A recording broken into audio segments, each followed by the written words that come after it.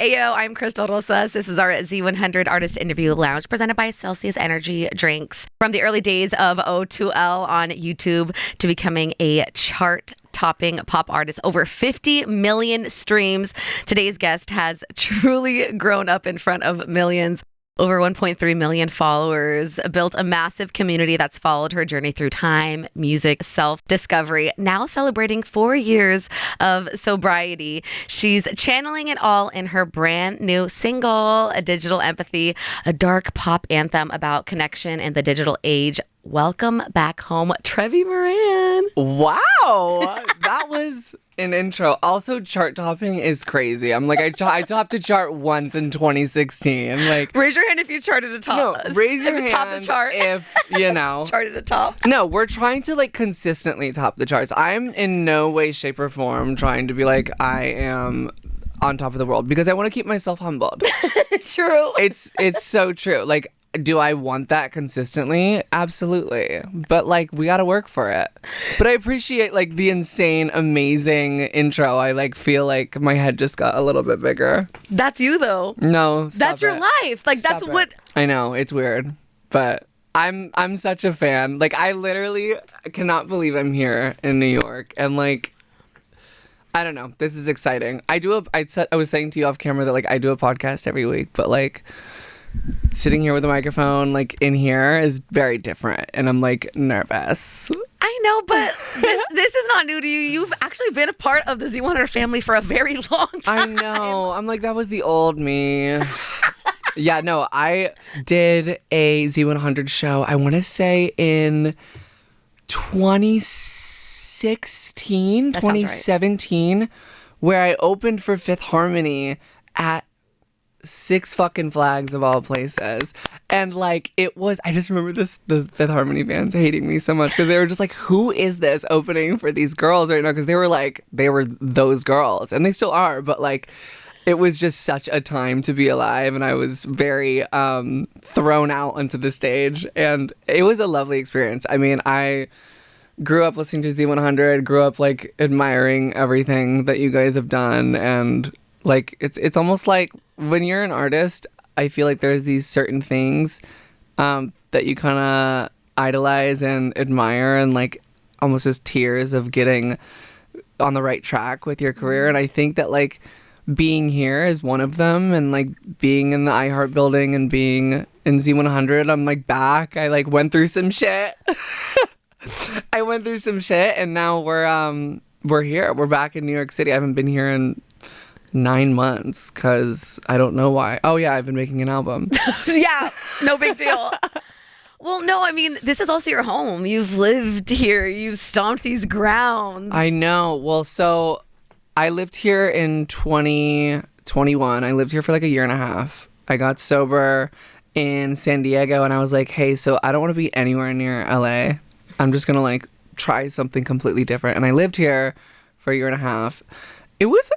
I love it here. I really do. Like, me being here right now, I think it's so alive, and it's much more alive when I lived here because it was like COVID, like teeter-tottering, like, is COVID here? Is COVID not here? And it was just like, it was very kind of semi-vacant, but now like coming back, it's got that spark back, and I love it. I'm so fucking happy I'm here. It's like making me want to move back. Yeah, I know. This is like a second home to me. I love New York. What were some of your places that you just missed, or like that was just your weekly? Oh my God. I mean, I think just like the Lower East Side and East Village in general, and just like all those fun little shops, and like just walking around aimlessly, like getting crystals and bonsai trees, and just like being, I don't know, like there's such and also just like the thing here, it's already happened to me twice. First of all, I've been outside for 5 minutes. Like, I got off the airplane, and then I got to my hotel, and then I got out of my car to get here. Like, that's the only time I've been outside, and 2 people already talked to me. And I'm just like, that's what I love about it here, is everyone is still, no matter like, and this is what like I wrote Digital Empathy about, just like people being nice and social and talking to you and just actually trying to connect with you, even though if they're a complete stranger. Like, I think sometimes LA can get a little I don't know if tainted is the right word, but it's like Jaded, maybe. Yeah, jaded. Sorry, I dropped out of high school. It's just like this factor of like, who are you?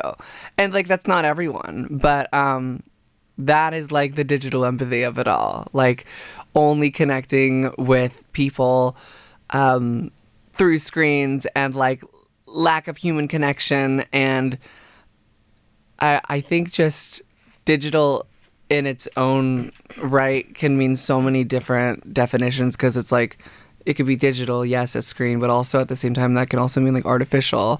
So like artificial empathy, I think it's all over LA. I think it's all over everywhere. I'm not gonna point fingers at my own city because I love it still. But there's such a stark difference of being here and the people, and that's one of the things that I remember the most about this city, is that everyone is just vocal and they love loud, and I'm just so happy to be here. Oh, I love that we welcomed you with open arms, just even walking in and out of it. Yeah, I was like, shit, I forgot y'all talk. I'm like at the bodega, someone's like, I love your dress, and I'm like, are you talking to me? I was shocked. And in LA, everyone's like too cool to like. I know. Yeah, I don't want to shit on my own city, and I have so many amazing friends there, and I think it's such a place to thrive as an artist. But yeah, it's different. Yeah, and I also like, I have such a hybrid world going on between growing up in the digital age. Word of the day, by the way, is digital. I'm like, put the digital counter in the top left. But like the digital age of content creators and, you know, TikTok of it all and YouTube of it all. And then also, you know, starting from there when I was 11 years old, about, I think it was 15 years ago, to now like fully crossing over into music and having those two groups or those two industries present in my life. It's definitely a smoothie of so many different types of people. I did want to touch on that because, like you just said, 15 years of being online and showing yourself and being vulnerable to now putting out your baby digital empathy. How does that feel now that it's out, like in the stage of your life? How are you feeling? I think if there's any stage of my life that's going to come out, it's right now. I do think so. I touch on this sometimes, and I don't want to sound drama, but what I experienced as a child growing up the way I did online was not normal by any means. I think like touring the world when I was like 14, 15 years old, literally just because I made YouTube videos, was like such a amazing experience. But like, I always compare it to like Disney child stars. Not to that degree, of course, but like, I think we're the first generation to have children, or at least just like young teens, blow up on the internet. And my generation was the first wave of that. Like 2013, 2012, that whole era, like that was when people really started popping off. Like I remember my shit got posted on Tumblr in like 2011 or 2012, and it was such a strange experience because, like, here's the thing though, like with Disney stars, like I feel like they have a team and they have like people surrounding themselves, and they have resources, and they prepare for these things because they've seen it before. But there's no preparation when it comes to, hey, we have this 13-year-old kid dancing in the Apple Store and it's getting millions of views. And I'm like, not to get dark or anything, but like, I didn't have a team. Like all I had was my parents and like myself and my YouTube channel. And like, it was really so overwhelming to like see those types, like the hate comments specifically is kind of what I'm talking about too. Like start experiencing that so young and like see so many people say hateful things. And then eventually, like when it comes to traveling the world, like you come across some of these people in real life and have to do everything to protect yourself. And it was hard, of course, but I think everything happens for a reason. And I know that sounds so corny and cheesy, but like I have such a story to tell now when it comes to my artistry and everything I experienced publicly as a kid. You could make the joke of like, are you saying your life's hard because you grew up famous on YouTube? It's like, no, that's not what I'm saying. I think like the concept of it is just really new. And I think we didn't really know what to do back then, and I kind of got fucked up along the way, to be completely transparent with you. It was a really strange experience. It's paralleling a lot of what the Disney stars and Nickelodeon stars are talking about now, because when the first child stars were coming out, maybe in the 50s, 60s, 70s, they're just kids acting like there's no laws to protect or anything like that. And now the older wave does have and is advocating for those laws. We have Alyssa Stone. Now we have a little bit, And I love talking about this, as dark as it is, because I think it's such a wonderful pathway that I don't think it's going away anytime soon. It's dangerous. But now we have research, and now we have like, even documentaries on Netflix about parents and I also think like at the same time, it was so funny because I feel like I was such a guinea pig for so many brands, because there was no such thing as a brand deal with someone who came like from digital. Like that was not a thing. Only Disney people, only musicians, only actors like were getting brand endorsements. But like they saw that there were millions of people online, but they were just like, is this gonna work? Like so like we didn't know better back then. Like I didn't know better.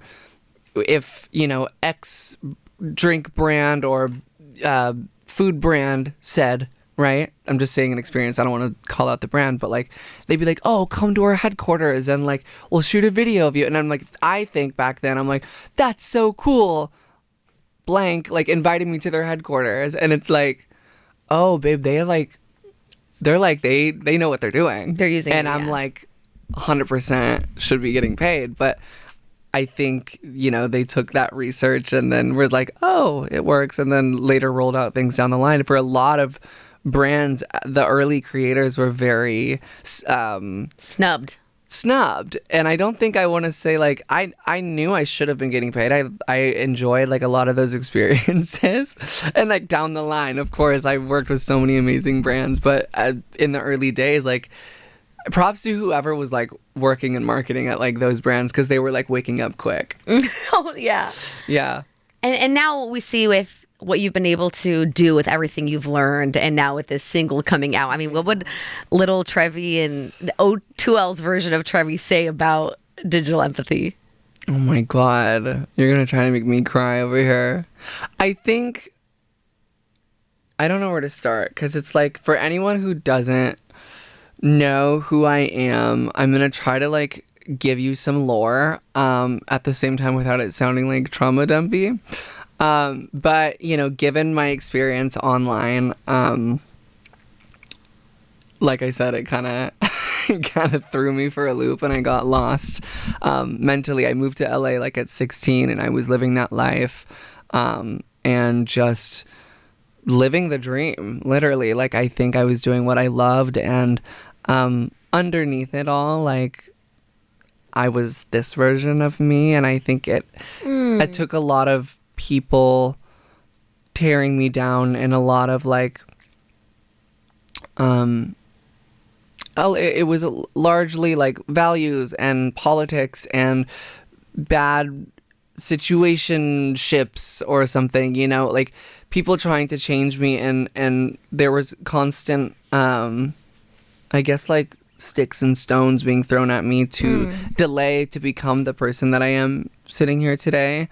I'm so happy I ended up just doing it, because like it saved my life, like quite literally. I fell into addiction, obviously, as sometimes trauma manifests. And I'm very transparent about it. I have a podcast where I talk about it every week. I think it's a very like whatever topic to me at this point. I just like when it comes to me talking about my recovery, like I think all I want to do is just like try and touch any baby Trevis or like adjacent people who are young and going through something or hiding something that they're afraid to share with the world. and just to kind of give them some courage. And it was the hardest thing in the world to get sober for me. I think with everything that I grew up in front of, and everything about hiding who I was or who I wanted to be because I was scared of the internet's reaction, and then knowing that I'd have to transition publicly in front of millions of people, it's like, are people going to adjust to my name? Are people going to adjust to my pronouns? Are people going to adjust to my rebrand? Like, it's such a because it's not just like, oh my God, she's dyeing her hair red. Slay! Like, no, it's not that. It's like, oh, honey, everything is changing.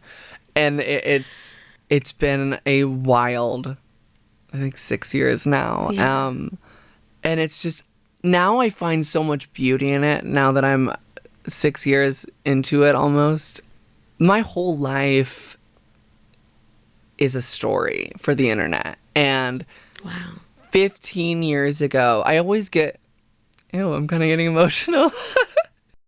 My life, if I ever wanted to look at a part of my childhood or a part of my transition or a part of my addiction, or me opening for Fifth Harmony, it's a click away. And isn't that scary and crazy? Talk about a digital fucking footprint. That's a Bigfoot print. That is like, I honestly think this needs to be studied, because how many pieces of content of my life are online? It scares me. But at the same time, I'm like, isn't that so beautiful that I get to do this in front of all of these people? Because we're all growing up together. We're growing up together. They're going to nursing school. They're becoming doctors. They're becoming dentists. They're becoming marketing people. They're becoming artists themselves. And it's crazy because, like, I remember seeing my analytics on the back end of, like, all of my platforms back then. It was like 13 to 18. And now, like, as we grow up, I see those same people, but our ages are like, it's like 18 to 24 and like 24 to 32. And I'm just like, y'all are growing up. Wait, that's me too. I know. I'm like, what? But how beautiful is that? Y'all are old. Wait, that means that I'm getting right? old too. Yeah. But how fucking epic and beautiful is that like, God, we get to experience this roller coaster of life together, and they get to see me when I fall and they get to see me when I'm up. Like, yeah, those are extremely vulnerable moments, but I think that, like, there are aspects of my life that I keep private, of course. I don't think that I, like, wake up in the morning and turn on a live stream. That'd be crazy, right?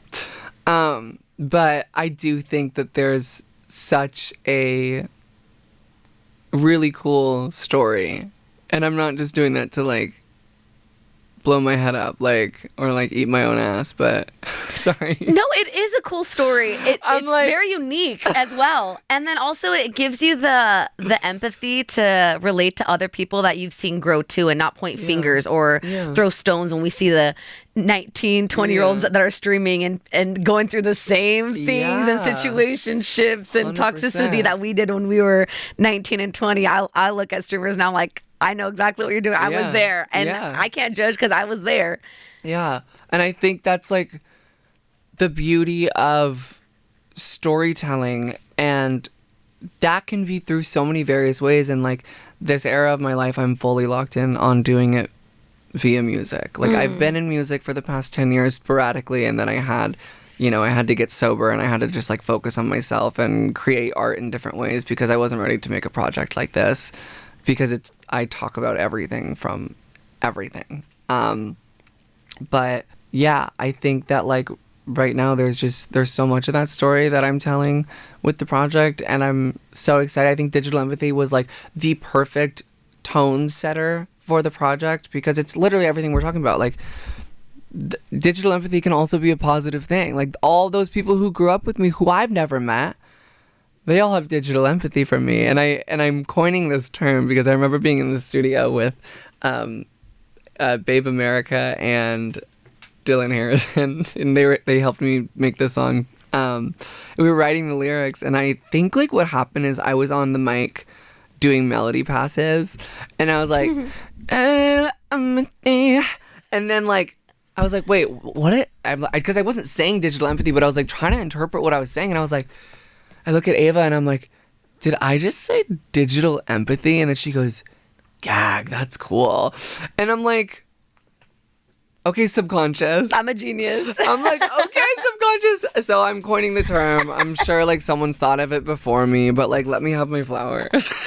No, I don't think that anyone else could really zone in on that term that So many definitions. we're sharing with you. Yeah. Which is so great. And it's so good to hear too that you're saying that there's not a perfect time than now for you to put something like this out, project like this out, introspecting on all the hardships you've gone through, but now celebrating the you that so many people love. I've even heard Tana tell you, your good friend, she said, this is the Trevi that I love. And then hearing over and over again that like, this is who you're becoming in this really awesome moment for you. Thank you. Let's talk about the music video.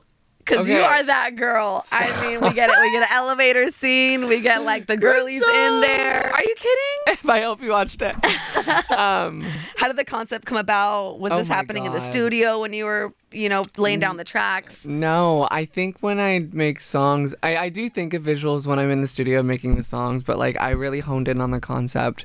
Literally on my couch.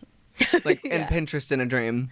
Yeah. Like, I'm gonna be completely fucking honest with you. Your comfort zone, love it. Yeah, comfort zone is couch, snack, Pinterest. Yeah. You know the vibe. I wanted to something of a glamorous crash out. And I think that that's such a opposing statement of like, okay, you're super glamorous and put together, but you're crashing out. And I think that like it just describes so perfectly like keeping your shit together and falling apart in silence. And I've had to do that so many times. It's a crash out. And I just like I had this idea of me just like in an elevator and like in like this like hot outfit with just like mascara everywhere and like sunglasses and just like wiping the tears, and I'm like and then like turning the artificial button back on and just like being like, okay, time to like pull it back together, and then like put on the glasses and like go on rodeo like in the video. And I think tapping into the materialism can be such a band-aid for any emotional like thing that you're going through. I mean, shopping addiction, social media addiction, addiction may be the wrong word, but I think things can make so many people happy when like really it maybe doesn't help you forever. My material thing back then was a drink. But a glamorous crash out is really what I wanted to kind of just have this digital Armageddon at the end in front of that LED screen and kind of just like show like this is really like what we do on the daily and like how much we consume and all the opinions that we have. And just like that's why I was like, I told my director, I was like, we really need like this huge LED light, this LED screen, and we need to just like have just like a bunch of just like random nonsense on it of just like memes and AI content and just like random influencers and just like really just show how much we're consuming. And then like I don't know. And then when you're in the digital space for so long, I've gone through this too, where you have like a digital burnout. Yeah, that's kind of what the screen was. I was trying to interpret with the screen in the video of like, you ever like, okay, this must be a relatable experience, but like we all scroll, right? Duh. Doom scroll, yeah. Yeah, doom scroll boots. Yeah. And you get to the point where like you actually are like gone. Like not living a life. Not living a life, not Crystal. Breathing, yeah. And then also once you get past that point, you then like, I don't know if you get this, but like I'll start getting so much anxiety. I get so much anxiety because I'm like, what do you mean my under eyes are wrinkled? Also a girl's FYP page can be so much different than a boy's, and I'm heavily into beauty and skincare and fashion and so many of those things. So obviously it's going to pop up, but it is, wow, like comparison is really the thief of joy. you know? And I think it's so human to compare yourself to other people. But yeah, it's when you get to that point where you're just like scrolling for so long. So how do you get out of that? What does digital detox for you look like? Because I've had to do that in a few times. I've had to like set on my phone or like, you know, put my phone in a different room when I'm sleeping. Like it's gone that crazy even for me. Yeah. I normally will just do sessions. Like I think my head is not in that space when I'm writing music. I think that, you know, I'll have my laptop open on like notes. I'll still have a screen in front of me, unfortunately, because I'm not a pen to paper. I'm not a pen to paper girl. I feel like I have like carpal tunnel. It's a whole thing.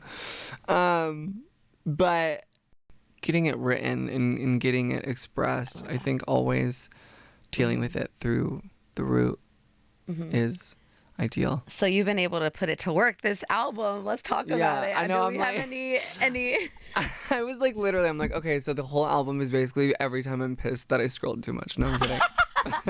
That's what digital empathy is. Let's talk about the album and putting it together and who you've been working with and what the studio session with you is like. I feel like there's 3 or 4 different things that I actually am talking about in digital empathy that all comes under one umbrella.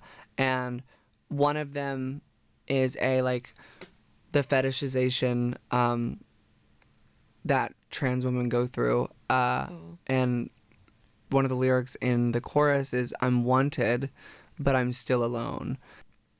Basically, all I'm saying is that like there is such a taboo want on their side, when really, in fact, I'm a human being and I feel wanted by those people. I know they want me, but they aren't looking at me as a human being. So result is I'm still alone.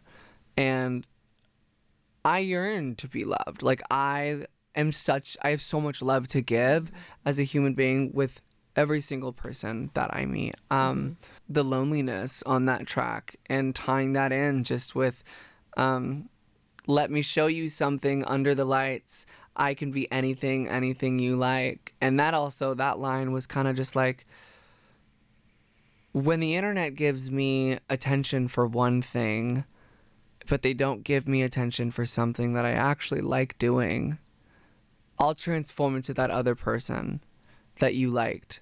Just because I want to be loved. Just because I want the attention. And I think ultimately the song encompasses like attention and like sometimes kind of how we can get those confused. Wow. But yeah, there's so many different topics within the song. Needles in my face because I needed a sedative is very like Botox, filler, change myself so I look more like X or I look more like Y or Z or whatever. I think that it was really important to put stuff like that in there. That's what you're going through. That's like, who you are right now. Yeah, and yeah. I'm like, I think the Botox went away a little bit. I'm like, these are your experiences that like you've been dealing with recently. And I feel like so many people that are dealing with those struggles that you are really need to hear your actual perspective.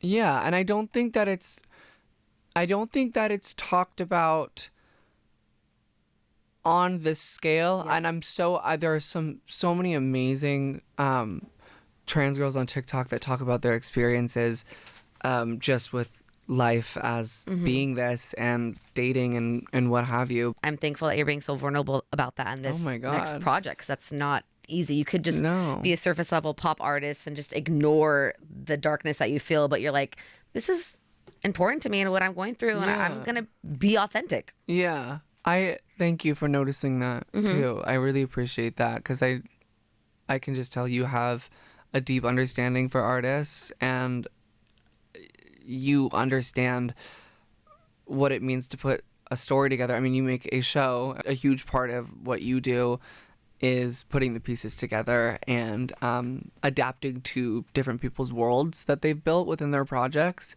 So you sitting here and saying that is like, it means that I've made it comprehensible.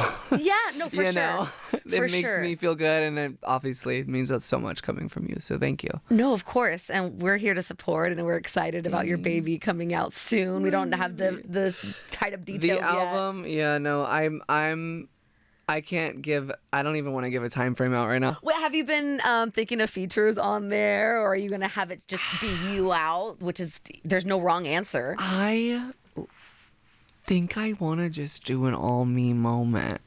If one sparks that feels right, 100%. Yeah. I've been writing with different artists, but I've been like keeping myself as the main artist, because I think that this is my first album ever. I've done like 4 EPs, I think. Wow. And one of them I was like completely on drugs for, but we won't have to get into that. Miley Cyrus and her Dead Pets era. We're not mad at that. But that's all a part of the story. And you're not alone. And you're such know. a light for so many people that have been struggling through that or are struggling through it now. And see you 4 years. You've been working on sobriety for 6. And what words of advice do you have for people that need someone like you to speak for them? I think and I don't want to claim to be like a role model or anything, because I make mistakes every day, and I'm not obsessed with the concept of me being a role model. But I can be to an extent. I think like my job when it comes to sharing my addiction story and recovery journey is like really dark humor, to be honest with you. I think making fun of myself and all the crazy shit that I did and laughing about it and being like, oh my God, like remember that time I passed out in an alley? Like, girl, like if it's always this intervention talk and it's always this really heavy, dark conversation, I think that like that makes addicts hide. That makes people shrink. That makes people Ashamed, yeah. it makes people ashamed, and it makes people just kind of crawl back into the denial phase of it all. I think that like what they say in the meetings and what you've seen in every movie is like the first step is like admitting you have a problem. And for me, like I knew I was there was a problem, but every time like I would shrink back into denial and be like, you know what, I'm young and I do X, Y, and Z. I'm saying X, Y, and Z a lot today, by the way. I've never fucking said that in my life. All of a sudden, I'm like an alphabeticist, if that's even a word. But yeah, I think that like that's why my podcast 6 Feet Above like works so well, because like I feel like the whole lore of it is like me and my best friend Kate. We tell the stories and we get down and we get hilarious. You know why it's funny? Because we got through it. It's funny because that is in the past, and look at where we are now. Like we're in New York fucking City in a green leather dress, and my favorite song I've ever made just came out, and I'm like in the iHeart building on Z100. Like this is, if you told that to me in 2021 when I was in rehab, you'd be like, bitch, shut up. Like, actually. So it's like, I think that's why it's funny now. Because we move on and we move forward. I think it's just ultimately to keep on pushing. And no one's going to make the decision for an addict but themselves.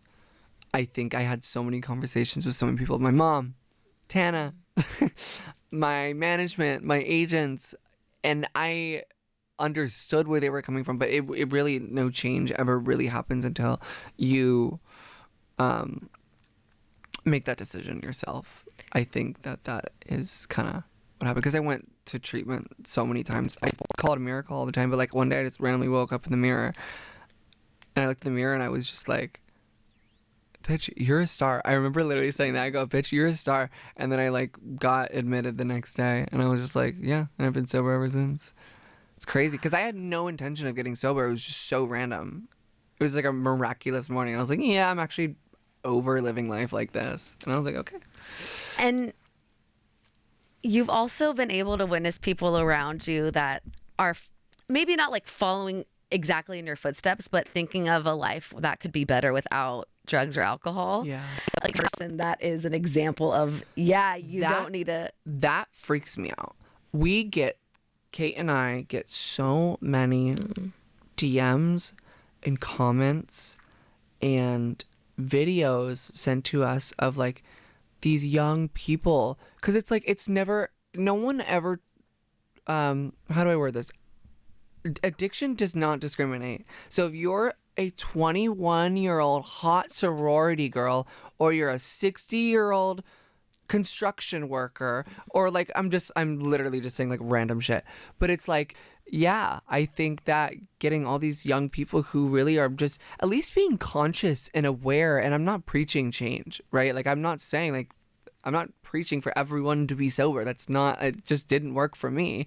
But just trying to make people aware and conscious of like their habits within these things. Cause it's like, we want to live a long, prosperous life and keep our mental health intact and like not just hang on for the weekend. I think that that's a huge thing with like people just look forward to the weekend, and it just keeps you in like I remember feeling like that kept me in such a limbo phase where I wasn't accelerating or exceeding at like what I wanted to do. But yeah, that's my TED Talk. Thank you. No, it's sorry, true. I feel like that was so long. No, it wasn't. No, it's no. Stop, Trevi. No, we need to hear from you. That's what we're here for. No, we want to hear you, Chad. We want to hear your thoughts on all these things. And there are so many people that are fans of you. Have you gotten some of those responses from, some DMs or run-ins? You're like, I'm a fan of you. How are you a fan of me? Oh my God! Wait, I feel like I had one recently. Yeah. Hold on. Yeah. I think it was in person. Yeah. I want to say it was Megan Trainor, I think. She's a sweetheart. She's so kind. I remember I met her at a radio show in like 2013. It was just starting, and she's like, I love your Apple videos. But we've been like, Megan and I have been following each other for the past like, you guys can be 10 stepsisters. I can see it. yeah, You guys look a we kind of look alike, don't we? I feel like there's someone else recently. That's crazy, though. Maybe it was one of the Cat's Eye girls. What? Yeah, I think it was one of the Cat's Eye girls. I honestly, like, I'm so bad. I need to, like, dig deeper into the lore. I, like, love the music. But I forgot. No, yeah. What about that one person that you would love to have a conversation with if you can just get them in a room or share a Celsius energy drink with? Who would it be? Dream. And then, obviously, Gaga. Who I've met a couple of times and is just an absolute How was that? sweetheart. She's the best person on the planet. Where'd you meet them? What was that like? I've met Gaga. Well, we used to share the same choreographer and some of the same team from like 2014 to 2018. So I met her a couple of times, and then I went backstage at Coachella after she performed. Not this most recent time, and we just hung out backstage and talked for like 30 minutes, and she's like, I watched your music video, you looked so good. And I was, because we had the same choreographer, so obviously he showed it to her, and I just like remember it being like, this is the craziest moment of my life. Like, Lady Gaga's talking to my face right now, and I don't think I've ever told this publicly, by the way. But yeah, it was an old video called Get Me Through the Night. It was pre-transition, but she was like, you killed it, you looked so hot, your dancing was so good. And I was like, is Lady Gaga actually saying this to me right now? It was insane. I love her. I love the both of them. I think that to industry people, I think like, I don't know. I think I'm more so like, I would love to sit down with like Max Martin. I would love to sit down with like Ilya. I'd love to sit down with like some of these amazing producers who kind of have shaped pop music over the past decade. There's so many more that I have like this whole Instagram where I just follow only producers and writers, and I'm like, I don't know why Max and Ilya were the first ones to come to my mind, but I'm such a fan of the brains behind the production. There's so many people I would love to speak to, and I'm gonna get them one by one. No, I mean, I think starting I'll with Lady find Gaga. you. Check your DMs. I'm coming for you, honey. Check your DMs, Dan Nigro. Where you are right now in this moment in your brain space, how does it feel to be Trevi Moran? Wait, what did you just say? In this current phase of my life, what does it feel like to be Trevi Moran? Just you right now. Honestly, babe, like, I've been working on wanting to get a song and a visual and the initial rocket launch for this project out since like actually started planning it in February.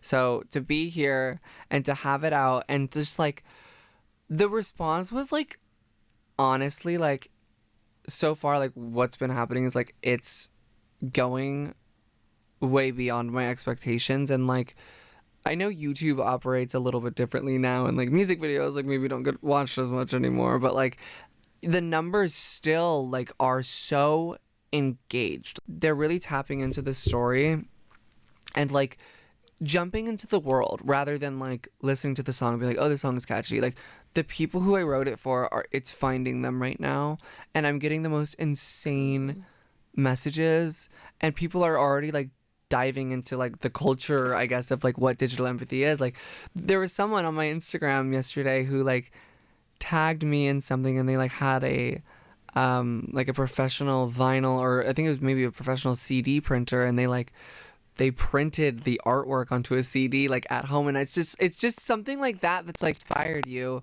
to want to like put that on a physical object and hang it up in your room.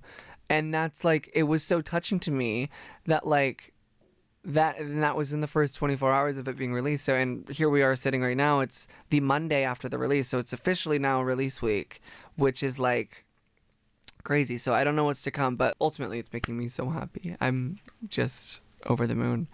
It's stressful, I think. What about those fans like producer Alyssa, or that have been still rocking with you and still smile and will still support every project that you put out? Oh my God. Well, I mean, yeah, because we have an OG group, and then obviously I would love to tap into more, I guess, pop music fans as a whole, but we have been on this ride together, and they have watched my journey, and in a way, like, I watched so many of their journeys too, because like a lot of the fans that have like stuck with me, I keep tabs on them.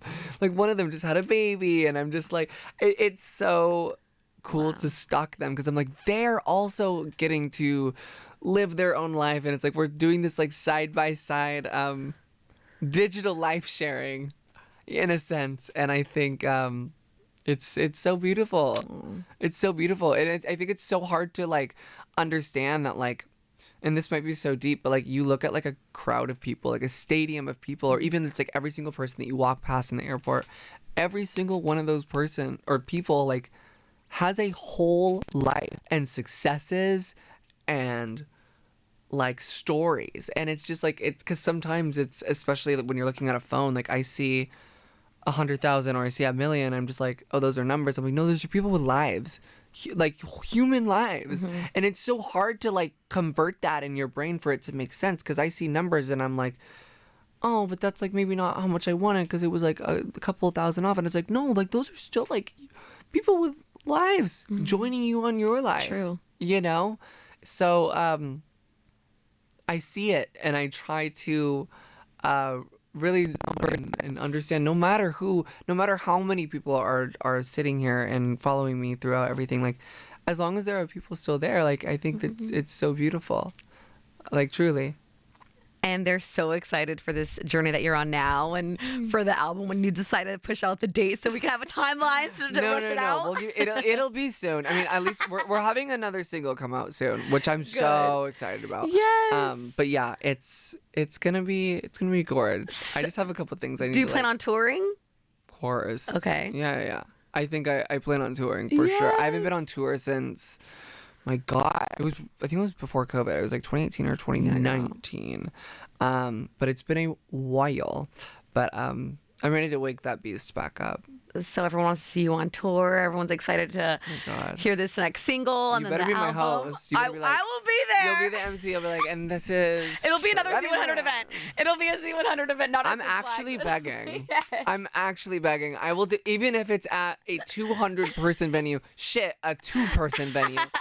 As long as you're there, you guys are there, and like it's Z100 and we're gagging it, like You're amazing. So sweet. Well, thank you for treating everyone like they are supportive and so loving to everyone that is just trying to share the same love and light that you are. Yeah. Thank you for being yourself and for being authentic and for being a leader. I know you don't always want to see yourself as a role model, but there's a lot of people, a lot of kids that are looking up to you and you following their dreams, thinking, maybe I could do that too. So you need to hear that. You need to know that. And we're so excited and supporting you every step of the way. You're gonna make me cry. No, it's this true. interview got so deep, like all of a sudden. So again, thank you so much for your time, Thank Trevi you Moran. so much. Yay.